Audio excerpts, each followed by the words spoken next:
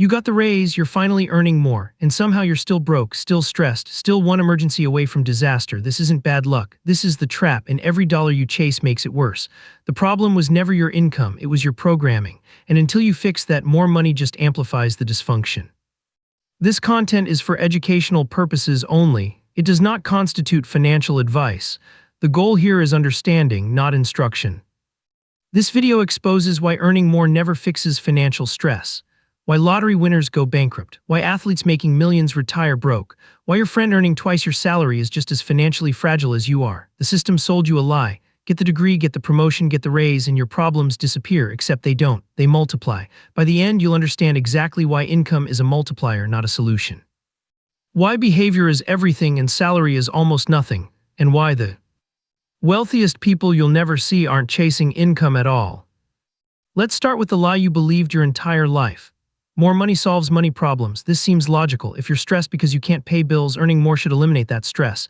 If you're struggling to save, a higher salary should make saving easier. If you feel financially trapped, more income should create freedom. This logic is intuitive. It's also completely wrong. And believing it has kept you trapped for years, maybe decades. Here's the reality nobody explains. Money problems are behavior problems. Income is just a number. Behavior determines what happens to that number. And if your behavior is dysfunctional at $40,000, it will be dysfunctional at $80,000. You'll just have bigger numbers attached to the same patterns. More income without changed behavior is like putting a bigger engine in a car with no brakes. You'll just crash faster. Here's what actually happens when you get a raise. Let's say you're earning $50,000 annually. You're stressed, bills are tight, saving feels impossible, then you get promoted. Now you're earning $70,000, $20,000 more per year. You should feel relief. For about 3 weeks you do, then something shifts. You move to a nicer apartment. Your rent increases by $600 monthly. You buy a newer car because your old one embarrasses you now. Your car payment goes up $400 monthly. You start eating out more because you can afford it. That's another $300 monthly. You upgrade your phone plan, your subscriptions, your wardrobe, small increases everywhere. Within 6 months, you're spending everything you earn. Again, the income increased, the stress didn't decrease. You're back where you started, just with a higher number on your paycheck and a more expensive lifestyle you now depend on. This pattern repeats at every income level. Someone earning $150,000 experiences the same financial stress as someone earning $50,000. Different amounts, same anxiety. Why? Because the gap between income and spending determines stress, not the absolute income amount. If you earn $50,000 and spend $48,000, you have $2,000 annually of margin. If you earn $150,000 and spend $148,000, you also have $2,000 of margin. The stress level is identical. The person earning triple the income isn't more secure, they just have more expensive problems. Their mortgage is bigger, their car payments are higher, their lifestyle obligations are massive. They're earning more and trapped more because they never fixed the underlying behavior. They just scaled it up. Here's the mechanism that makes this so destructive. Your brain has a set point for financial stress. It's not calibrated to absolute amounts. It's calibrated to the gap between resources and obligations. When the gap is small, you feel stressed. When the gap is large, you feel secure. Income increases should widen that gap, but they don't because spending increases automatically match income increases. This is called lifestyle inflation, and it's not a choice you make consciously, it's an automatic psychological response. Your brain adapts to new income levels within weeks. What felt like abundance quickly becomes normal, then normal feels insufficient, so you spend more to feel abundant again. You're chasing a feeling that disappears every time you catch it. This is the hedonic treadmill applied to money.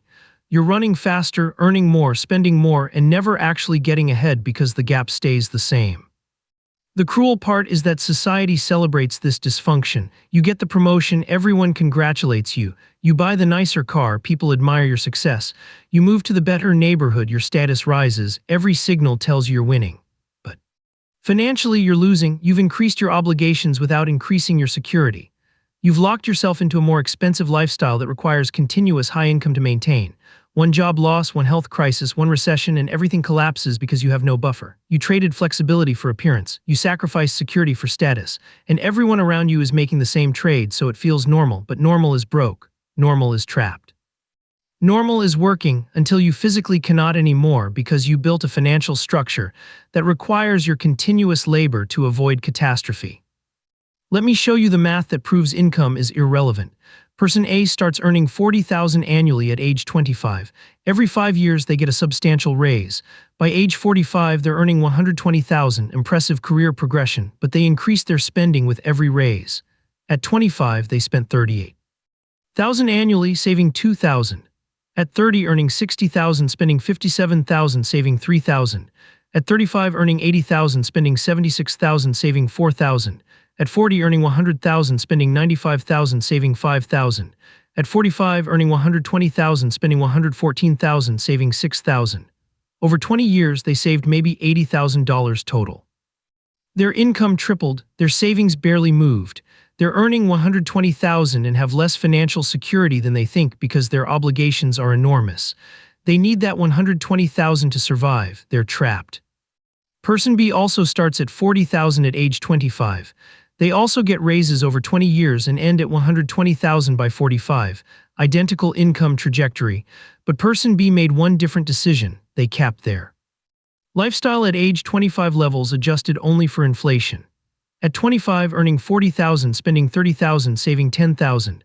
At 30, earning 60,000, still spending 32,000, saving 28,000. At 35, earning 80,000, spending 34,000, saving 46,000. At 40, earning 100,000, spending 36,000, saving 64,000. At 45, earning 120,000, spending 38,000, saving 82,000. Over 20 years, person B accumulated over $800,000. They could retire now if they chose. They're financially independent at 45. Person A, earning the same amount, still has to work for 20 more years. The difference wasn't income, it was behavior. Person A spent every raise. Person B invested every raise. Same earnings, completely opposite outcomes. This is what nobody tells you when they push you to chase higher income. Income without discipline is just a bigger number on a screen. It doesn't change your financial reality unless you change what you do with it. And most people don't change what they do with it because they don't realize behavior is the problem. They think the problem is not earning enough. So they chase the next promotion, the next job change, the next income bump. They get it. They feel temporary relief, then they spend it, then they're back to stressed. And they blame their income again instead of recognizing that income was never the issue. The issue is they're spending everything they earn regardless of the amount. They're trapped in a psychological pattern that income increases can't break.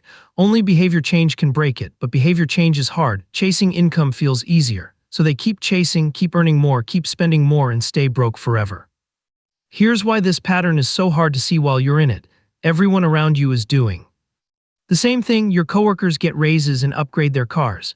Your friends earn more and move to expensive apartments. Your family celebrates your promotions by encouraging you to enjoy your success. The entire social environment reinforces the pattern. Earn more, spend more, look successful. Nobody around you is saying earn more, save more, build security. That message doesn't exist in normal social circles because most people don't understand the mechanism. They're all trapped in the same cycle, congratulating each other for making the same mistakes. You're getting positive feedback for behavior that's destroying your financial future. And because the feedback is positive, you keep doing it. You think you're succeeding, you're failing in slow motion. The system profits from this confusion. Consumer companies want you to spend every raise, banks want you to finance lifestyle upgrades, employers want you dependent on your income so you can't leave. Everyone benefits from you not understanding that income is meaningless without changed behavior. As long as you keep chasing salary, you'll keep spending. As long as you keep spending, you'll stay dependent. As long as you're dependent, you're predictable and controllable. The system doesn't want you to figure this out. It wants you perpetually chasing the next income level while spending everything you earn. That's the ideal worker, productive, stressed, and trapped. Here's the pattern with lottery winners that reveals everything. Someone wins $10 million, sudden massive income. They should be set for life. Within 5 years, 70% are broke. How? They had no behavior problems when they had no money. Then they had millions, but their behavior didn't change. They spent like lottery winners, massive houses, luxury cars, gifts to everyone, investments they didn't understand. Within years, the money is gone. The income was enormous. The behavior was dysfunctional. Behavior 1, income didn't matter. The same pattern plays out with athletes, entertainers, executives, people earning millions annually going bankrupt. The amounts are different, but the pattern is identical. Dysfunctional behavior scales with income.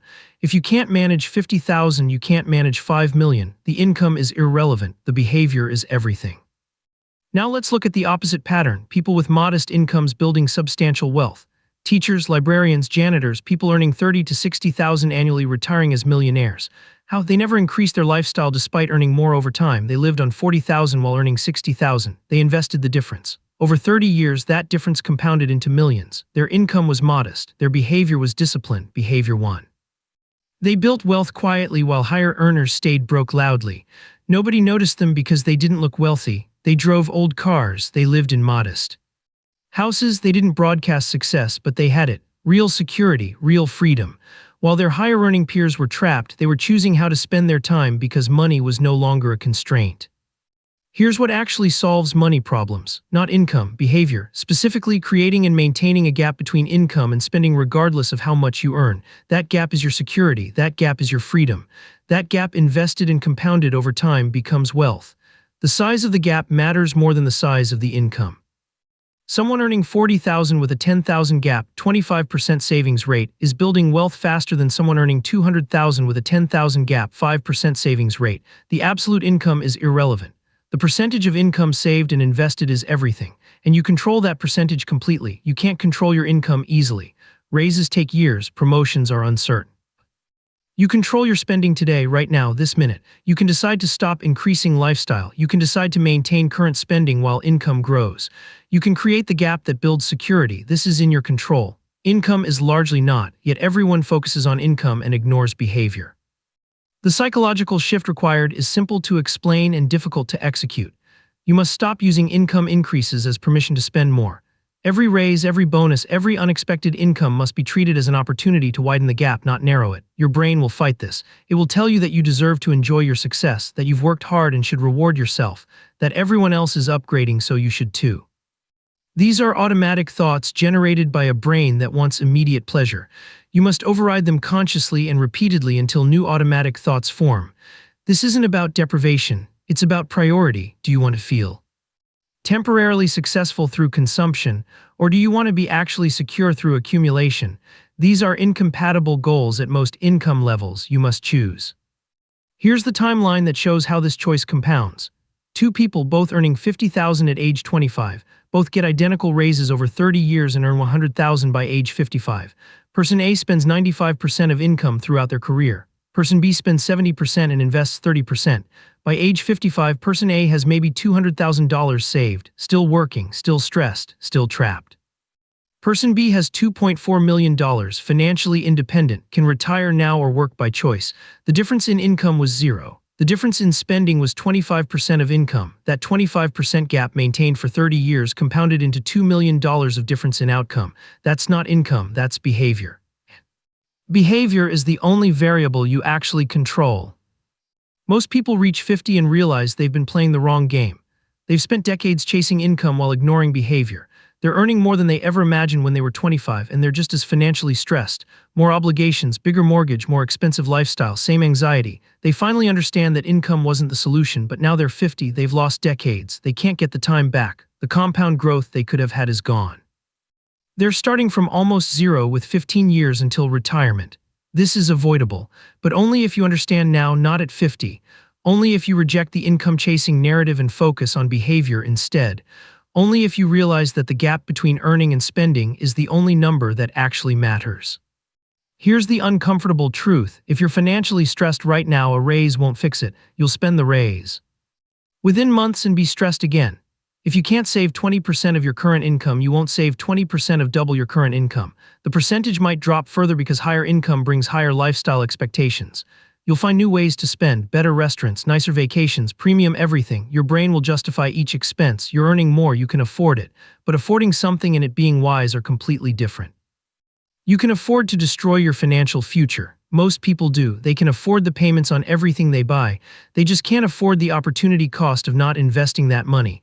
And opportunity cost is invisible, so they ignore it while it quietly bankrupts their future. So here's what we've covered. Income increases don't solve money problems. They amplify existing behavioral patterns. If your behavior is spending everything you earn, more income just means spending more. The gap between income and spending determines financial stress and security, not the absolute income amount. Lifestyle inflation is automatic and unconscious. Your brain adapts to new income within weeks and wants more. Society celebrates lifestyle inflation as success, trapping you in a cycle of earning more and staying broke.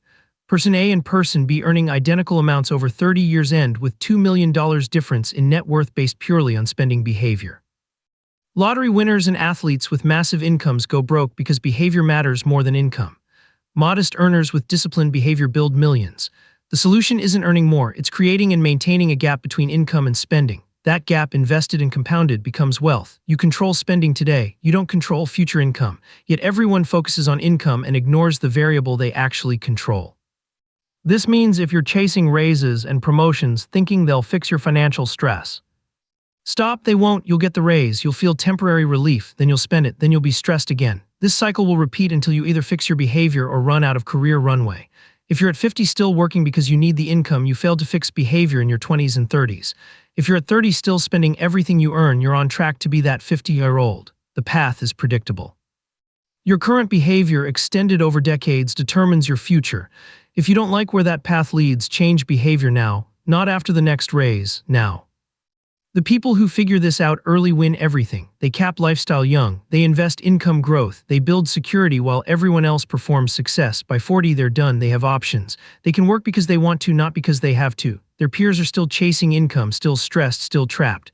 The difference was understanding that income is a multiplier, not a solution. Multiply good behavior and you get wealth. Multiply bad behavior and you get expensive poverty. What you multiply matters more than the multiplier. You're at a choice point right now. You can keep believing that the next raise will fix everything. That's comfortable. That's what everyone around you believes. It's also wrong. Or you can accept that behavior is everything and income is almost nothing. That's uncomfortable. That requires admitting you've been focused on the wrong variable, but it's true. And truth is what sets you free, not income, truth. If you're done with comfortable lies and ready for uncomfortable truth, subscribe to Wealth Explained 360. No hype, no BS, just what actually works.